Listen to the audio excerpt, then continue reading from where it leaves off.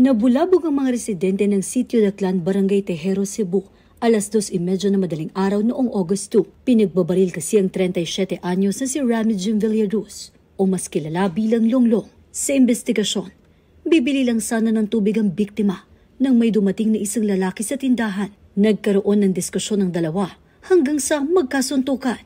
Nakatakbo raw si Longlong pero hinabol ng suspect saka siya pinagbabaril. Isang tama sa dibdib ang tinamo ng biktima. Dahilan para bawian agad siya ng buhay. May tama rin siya ng balas sa hita at tuhod at may mga galos sa kamay. Mabilis na tumakas ang suspect na hindi muna inilabas ng mga otoridad ang pagkakakilanlan. Pero personal na galit ang tinitignan nila ngayong motibo. Posible rin daw ang love triangle na pag-alaman kasi na may koneksyon ang kinakasama ng biktima at ang suspect.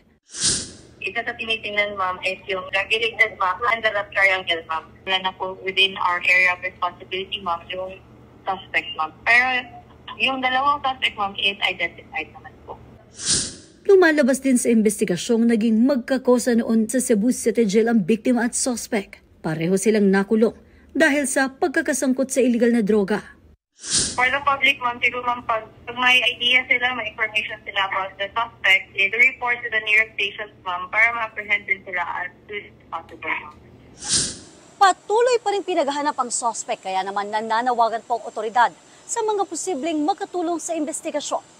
Mobile Journal, Kayla Makantan, hatid ang mukha ng balita. Mula sa nakakalbong kagubatan ng Zambales noong 2017, aakalain mo bang ganito na ang itsura nito ngayon? Mayayabong na ang mga puno at nagbalik ang matingkad na berdeng kulay sa kabundukang ito. Sa loob lang ng 7 taon, matagumpay na napalago ng mga Aita community ng Yangel at Banawen ang kagubatan ng kanilang lupang ninuno. Naubos yan kasi we were a source of lumber for the world, and most of the lumber disappeared during the early 1900s. Umabot daw ng 62,000 na puno ang kanilang naitanim sa tulong ng grupong Mad Travel. Pero bago ito nakamit, marami raw silang pagsubok na hinarap. Una, yung mainit. Sobrang init sa paglalakad doon. Tapos ngayon, sobrang baha. It was always a challenge to raise funds, for reforestation.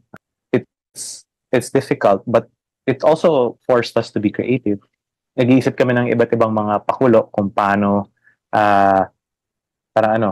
mahikayat ang tao. Sa ngayon, ang mga naitanim na puno ay puno ng kupang, nara, yakal, tibig at iba pa. Meron ding fuel trees gaya ng Madre de Cacao at iba pang halaman gaya ng kalamansi, kasoy, kawayan, langka at sampalok. Nais daw ng grupo na magkaroon ng mga katutubo ng green economy. Well, our goal is to end poverty for people in the area, specifically the Aitas, and then of course all the farmers in the surrounding area, and to also heal the environment. Ang ibig sabihin nun, dapat gumanda yung kalikasan, and at the same time, gumanda ang tubig, less flood, more regular water.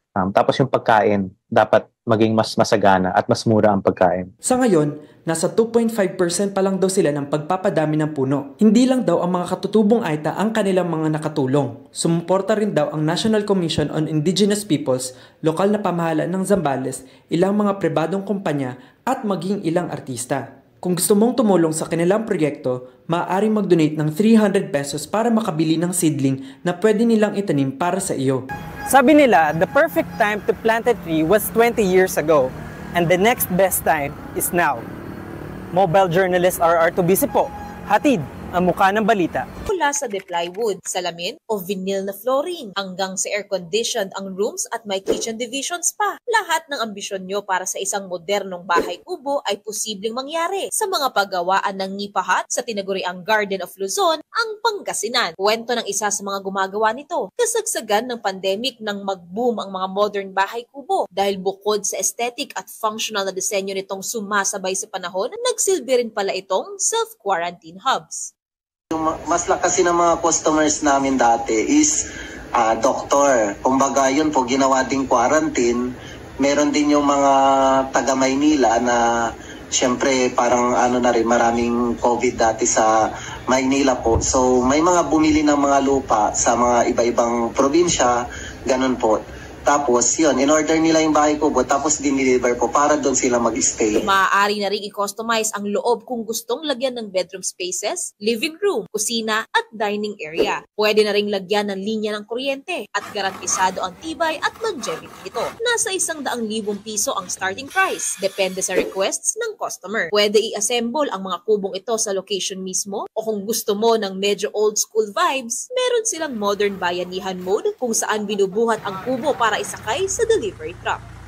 Importante pa rin yung bahay kubo sa kultura natin kasi kumbaga yung mga nasa probinsya ay yung mga nasa Maynila parang pag ma-feel pa rin nila yung probinsya vibes po, ganun po. Kumbaga nandun pa rin yung pagka ng Pilipino po. Yung Malaking bahagi ng ating kultura ang mga bahay kubo. Kaya kahit sa pabago-bagong panahon, magandang malaman na nakakasabay rin ang mga ito.